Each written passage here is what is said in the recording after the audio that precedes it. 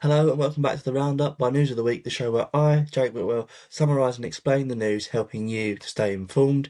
This episode will follow the same format as last week, where I break the political news down into categories, so it's easy for you to understand. Same as last week as well, you can check my sources in either the descriptions of the YouTube or the Spotify versions of this episode. If you're on the website, that won't be available, but from the website it is easy to find the YouTube and Spotify versions, so you shouldn't have any problems there. If you think I've got anything wrong, please get in touch with me and I'll either correct it or explain why I put it in as I have. With that in mind, I'll get on to the news now. Firstly, we'll cover issues with MP's conduct, and The Guardian detailed the suspended MP, Mike Amesbury, has pled guilty to his assault charge. Last year, a video circulated online, it went viral, where Amesbury was seen in an altercation with the constituent in question, named Mr. Fellows.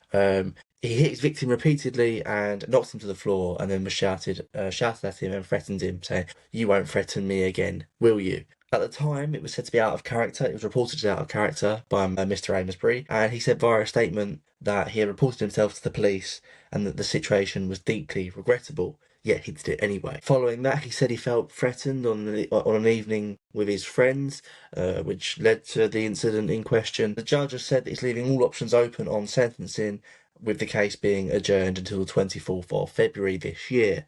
While he has resisted calls to resign so far, Mr. Amesbury's seat could be up for by-election if his constituents do a recall petition, which would then be triggered if he's sentenced to a suspended sentence or a custodial sentence, or indeed suspended for more than 10 days. The Independent detailed the replacement for Starmer's anti-corruption Treasury Minister is embroiled in a Chinese lobbying row already. She's only been in post for a few days. Now this comes after the first anti-corruption minister, Tulip Siddiq, resigned over links to the ousted Bangladeshi government. The issue was over housing, which she had gotten from people associated with that ousted government, and then they're now facing corruption sort of charges in their country. She hasn't broken the ministerial code. They were very, very clear on that this week, but she did mislead the public in her housing situation on her declarations. She was advised to resign, and she was in charge of the anti-corruption measures by the Treasury, as already said. Somewhat ironically, Emma Reynolds has been appointed to replace her, but crucially, she previously worked to lobby ministers to water down restrictions on China, and given the current climate with China politically, that isn't looked upon favourably by many people. And in response to questions over whether she would make decisions on China, given her history of lobbying against them, a spokesperson for the PM just said that the established process of declarations has taken place. Obviously, he's trying to stop the extent people speculate exactly what's going on here, but yeah, he declined to answer the actual question over whether she would make decisions on China or not. And Sky News covered PMQs, in which Starmer ruled out an emergency budget in defence of Reeves, his Chancellor. Badenoch, citing concern in the City of London that Labour won't meet their targets or meet their rules, the new fiscal rules, asked Starmer whether there will be a second and now an unplanned budget. The PM then backed his Chancellor, who is facing speculation about her future, given all of that stuff, and he said the Chancellor will be in place for many, many years, and that there'll be one budget this year, as that's what they've planned and committed to.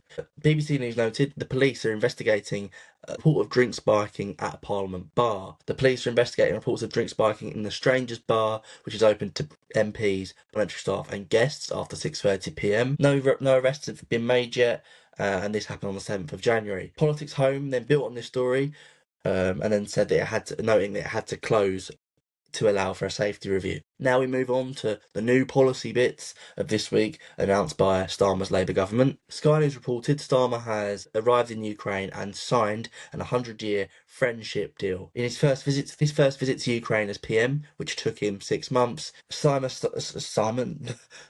has signed a friendship deal with the war-torn country. It is supposed to demonstrate the UK's strong commitment to Ukraine and one that focuses on more than just defence. These will include things like science and technology, so they'll share stuff there. Now, there are hopes that would help ensure Ukraine's long-term security, so the country isn't as vulnerable to the threats it has been. The problem is that there is still a war going on in Ukraine, and this hasn't done very much to reaffirm the UK's commitment to the actual physical defence of the military defence of Ukraine, if you like. And so he's been criticised for this, as it's unclear what this means in the immediate sense. It's very, very long-term focused, rightly or wrongly. And unlike the Conservatives' quite steadfast and robust support for Ukraine, like with Boris Johnson, Starmer seems like sort of detached from that, and well, this is what he's done. His messaging isn't as clear, so he's been criticised for it. And the Telegraph reported on the housing reforms that are supposed to come into place by Angela Rayner, noting that 500,000 are set to lose the rights to buy. Rayner is planning on changing housing rules to make the right to buy harder to access for council tenants in order to retain council stock, like social housing stock. She would increase the threshold for eligibility from 3 years to 10, so someone would have had to be living in a council house for 10 years before they can buy. And she will be re-looking at the discounts and lowering the discounts that are available to those tenants who then do decide to buy. Resolution Foundation think tank has said that these changes will effectively end the right to buy scheme and that it will help maintain levels of social housing, but do little to deliver the promise of the biggest increase of affordable housing in a generation. It will probably mean that 500,000 council tenants do not have access to the right to buy scheme in the same way they do now, whether that's through financial reasons or through meeting the new eligibility requirements, as it will make it more expensive for them to buy that house. Sky News also reported the government has been accused of a U-turn over Tory free speech laws. The Education Minister Bridget Phillipson pulled the Higher Education Freedom of Speech Act from 2023. It was one of the first things she did in post after the general election. This was due to her desire to repeal parts of the Act which had concerns from Whitehall over like a charter of hate speech. Phillipson said in the House of Commons that this week that it was much more important to protect the freedom of speech and academic freedoms associated with the university than it is to protect some students' wishes not to be offended. Phillipson has been accused of unclear messaging over this and creating confusion by the Shadow Education Secretary Trott, who added that the Labour government can't even do a U-turn properly. She also dubbed the U-turn itself virtue signalling. The Independent noted the Chagos Islands deal is hanging in the balance as we come up to Trump's inauguration in the USA, where it's been revealed that Britain will wait for Trump's approval before signing the deal, which has been so controversial recently. Now, there were originally hopes by the Labour government that they would get the deal signed before Trump was inaugurated and given power. Starmer was hoping to push it through, but he no longer can do that. That seems to be the admission from government, although not officially. Previously, the International Court of Justice, the ICJ, has ruled the islands should belong to Mauritius, but up until now, and indeed the inception of this deal, that has been dismissed as only advisory and not something that compels the UK government to action. In any case, the deal might not transpire yet, as the president-elect apparently does not look on it very favourably. Speaking of the US, we now look overseas to the issue of TikTok. So we've covered this issue a lot on News of the Week this week. It was featured in an article I wrote earlier on in the week, so please go check that out if you're interested in the topic. But earlier this week, the Supreme Court upheld the Congress's ban on TikTok, which eventually led to it going dark today as I'm filming this on Sunday the 19th. TikTok now prohibits the users from accessing the app, only displaying a message notifying users that the app has been banned in the region. The Supreme Court acknowledged that it had a positive role to play for the 170 million people that use the app, including the small businesses and indeed for the US economy. But overall, they said safety concerns around national security do not outweigh its benefits. They said this, showing the rationale throughout the decision.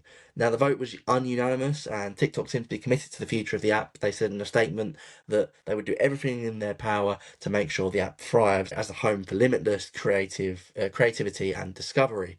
There's hope yet for TikTok, with the Trump administration being seemingly in favour of finding a political resolution to the future of the app, and there's been even more investors this week trying to buy it from ByteDance, who aren't keen on selling, but that's a different issue. Now we stay in the US and we move on to Donald Trump. BBC News noted Mandelson has praised Trump ahead of his inauguration. Mandelson has said that Trump's presidency will be one of the most consequential in modern memory, and he praised the president for being straight talking and being a great political campaigner.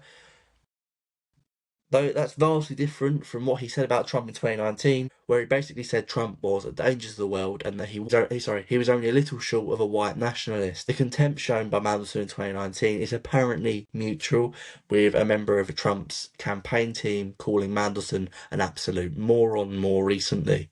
On that end, Trump is reportedly considering rejecting Mandelson as Starmer's nominee for the ambassadorship to the US. That's according to The Independent. Sources in the Trump team told The Independent they might not accept Mandelson's role. Mandelson handling that role. It would be a rare move and one which would signify the hostility between Trump's team and the Labour government. It would also, according to these sources, reaffirm the distrust of China, because Mandelson has links with China. There's also some element of Trump's team being impressed with the current ambassador, Dame Karen Pierce, who is currently in post, so we'll wait and see what happens there. The Telegraph noted a military chief has said that Reeves must break her fiscal rules in order to avoid a spat with Donald Trump. Now, Admiral Lord West has said that due to chronic underfunding in the military recently, over the last 14 years and indeed in the last 6 months, that an immediate cash injection is necessary to meet Trump's team's expectations for military spending. The problem is that this could mean borrowing more, as there's not very much cash on hand, and that could break Reeves' new stricter fiscal rules. And that this comes amid scrutiny, like we've already covered today, amid scrutiny of her being able to meet her spending plans. So this wouldn't be good domestically. However, counter to that, maybe the UK doesn't need to spend more money, as currently we meet NATO's spending target of 2%, one of 23 out of the 32 NATO countries who do so.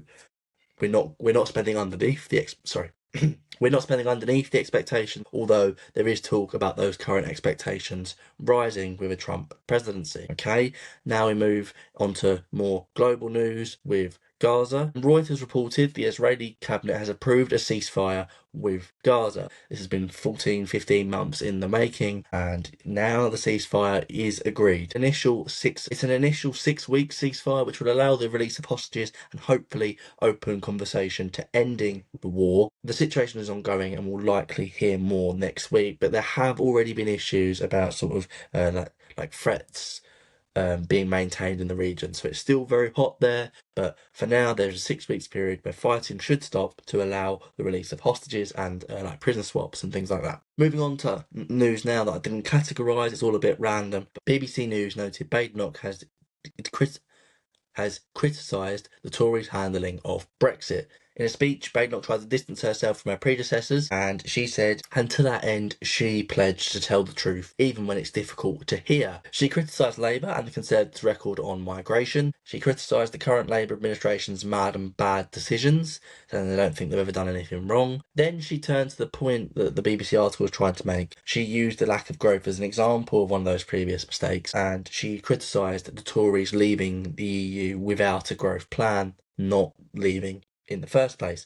So it's possibly a bit misleading from the article, but that's what she actually said. The Guardian detailed the Lib Dems have called for the government to seek re-entry to the EU customs union. This is the trading element of the EU, which we withdrew from. The Lib Dems say this could help with growth. It could put us on a stronger footing to deal with Trump, and they would like to see this target put in place now and then delivered upon by 2030. The Lib Dems have said that it would allow the UK to better deal with Trump from a position of strength. That seems to be their main reason for calling for this. Sky News observed Sir Keir Starmer said the government will look at every conceivable option to stop the payout to Gerry Adams. Current laws prohibit Mr Adams and others from seeking compensation for unlawful detention, but a higher court ruling in Belfast has ruled this violates parts of the ECHR, the European Court on Human Rights. Starmer has started to repeal the Legacy Act, which prohibits them from claiming compensation.